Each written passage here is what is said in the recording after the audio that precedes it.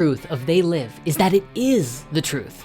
Despite being an initial failure at the box office, They Live is widely considered to be one of the forgotten masterpieces of 80s cinema, chocked full of cheesy one-liners, overly long fight scenes, and B-movie special effects that look like they were made in someone's garage. If you've seen the movie, you probably know everything that we're going to say. But for those who haven't seen it, well, you can find it here on YouTube, but spoiler warning, here's the plot. They Live follows an unnamed protagonist who discovers through special sunglasses that the ruling class are aliens concealing their appearance and manipulating people to spend money, breed, and accept the status quo with subliminal messages in mass media. The best or worst part though, besides that bubblegum line, duh, I have come here to chew bubblegum and kick ass. And I'm all out of bubblegum. while it was meant to be a funny gag, the Orwellian reality of the movie's universe is not so different from our own. In fact, with all of the new information coming out in recent months, you'd be forgiven for thinking we're not actually living the movie ourselves. While the sci-fi horror world doesn't really seem like conspiracy or fantasy, it's actually closer to reality than you think.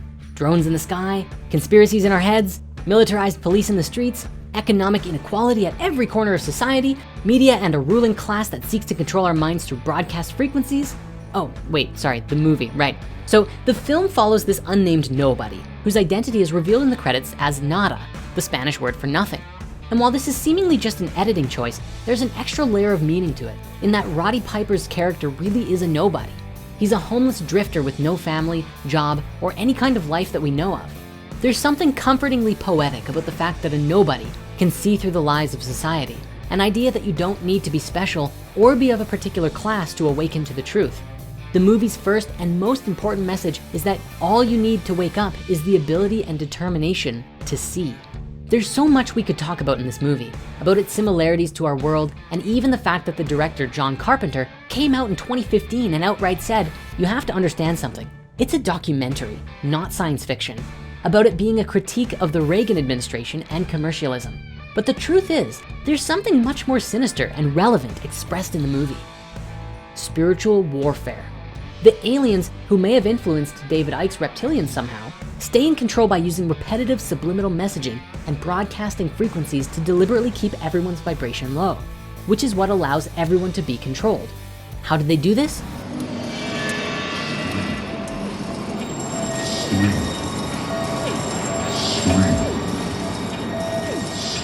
The frequencies and messages are sent out by these little satellite dishes attached to traffic lights that are disguised. And they send off some classical subliminal programming like, you will obey, you will not question reality, you will work 9 to 5. Of course, no one can actually hear this, because it's subliminal and everything, but everyone is unknowingly affected.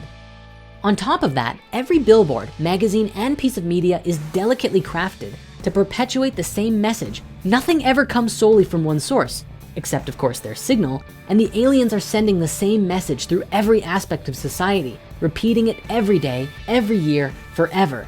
In other words, it is that sense of repetition and modality that keeps everyone asleep. This is even where we get the name of the movie from. They live, we sleep. In the past few months, the whole COVID pandemic is a great example of this.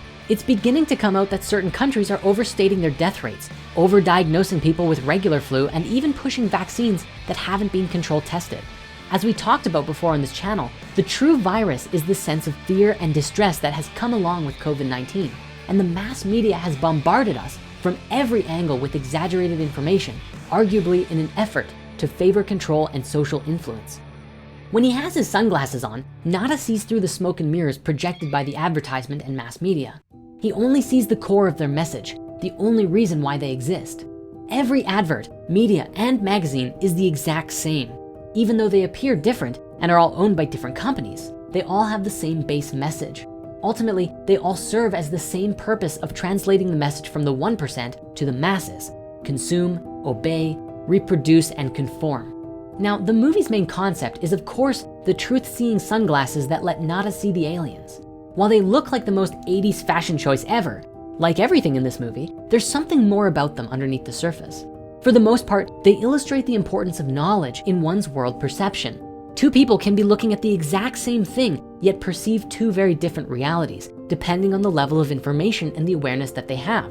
Modern politics today is an excellent choice Some people see the left wing, some people see the right wing, and some people see a bird that's having a lot of difficulty flying. Nada's sunglasses can, thus, represent one's knowledge of the truth, which allows a clear perception of reality. Further, the sunglasses usually give everyone a nasty headache, especially when they're taken off.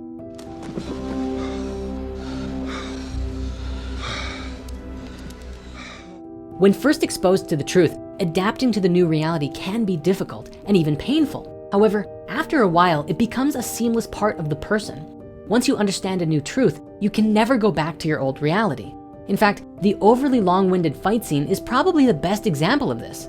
During his alley fight with Frank, Nada only wants to show his friend the truth and to help him wake up. But Frank is so attached to the lie to defend it. In what is probably the greatest fight scene in movie history, it's effectively an 80s meme, okay? The underlying message is that sometimes you have to beat the truth into people because they're comfortable in their lies and illusion and are willing to fight to protect it. Then again, maybe there's another lesson here of allowing others to have their own experience, although of course, that idea is not very in the favor of Nada here. Now, the other major tactic used by the aliens is to falsify any new information and brand it as a conspiracy theory to get the masses believing it's nonsense. Right from the start, when our hero meets the guys in the church, the police force and SWAT unit come and arrest everyone to keep them quiet.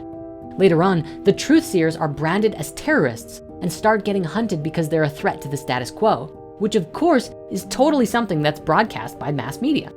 Nada and Frank quickly become social pariahs, being hunted by the police, the media, and even the average Joes who think that they're helping the good guys. Towards the end of the film, Nada and Frank sneak into the alien secret base, which is a network of secret tunnels that even has portals to the rest of the world and even outer space. Inside, they see some pretty weird things, like all of the elite having a fancy dinner party discussing world domination. One of the most bitter lines comes just after this, where the broke, poor homeless guy from the beginning is now a super rich elite and tells them, "We all sell out every day, might as well be on the winning team." All this talk of a world without countries, borders, good guys, and bad guys seems great on the surface, but once you look underneath, you see some pretty obvious references to the whole Illuminati New World Order thing, which has been a popular interpretation of this movie for a long time. It's pretty clearly shown that the aliens and the 1%ers work together for mutual benefit, with the ruling class supplying everyday people to the aliens and the aliens giving everyone little pay raises. The greatest atrocity of spiritual warfare committed by the aliens then is the commercialization of human life. But the agonizing truth of they live is the implication that the 1% are okay with it and that they would sell their own species out if it meant a pay raise. The movie was also plagued with racial issues surrounding the identity of the aliens, but there's a lot of different interpretations. For one, the aliens refer to Earth as their own third world nation, a sentiment that is eerily similar to the colonial attitudes of Europe in the 18th century. Further, there may be something to be said about the fact that the truth seer sunglasses make the wearer perceive the world in black and white, allowing us to see everything for what it is, without the distraction of color, which ultimately is seen as something that separates us. Taking a spiritual perspective to they live really is just a matter of changing how we define things. Nothing really changes in the interpretation. The sunglasses are a metaphor for enlightenment and awakening. The frequencies and subliminal messaging represent stuff like the fluoride in our water and other real life frequencies in our music, cell towers and whatnot that also lower our vibration while increasing our sense of separation. Whichever way you want to interpret they live, the underlying messages usually stay the same. Society is structured in a way to keep us complacent and trapped in a never-ending cycle of debt to keep us controlled. Ironically though, the movie is also a critique of American greed, in which the solution is an all-American macho man shooting up foreign intruders with a machine gun. The way that the movie shows the solution is the biggest case of America, yeah, ever seen. Perhaps, like Matt Pat's film theory on the Matrix, there's a sense here that we can never truly escape the system as long as we subscribe to the more commercialized ways of solving it. In other words, perhaps the system can't be fixed because it isn't broken. It's perfectly designed this way to create suffering. Maybe that's too pessimistic of an outlook though, but I do think that in order to make real change, both within ourselves and in society, we must shift our mindset first, away from that which originally created the system and into a higher vibration.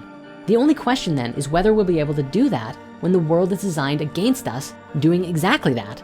Fortune, however, does favor the bold. In this movie, this happens with Nada destroying the broadcast tower at the end of the film, and suddenly the truth is revealed in plain sight to everyone. Perhaps that's really what we need today, a mass revelation of truth for the all. So with that, thanks for watching. If you like this video, be sure to like, comment, and subscribe. Spread the video around. And we'll see you again soon for even more videos.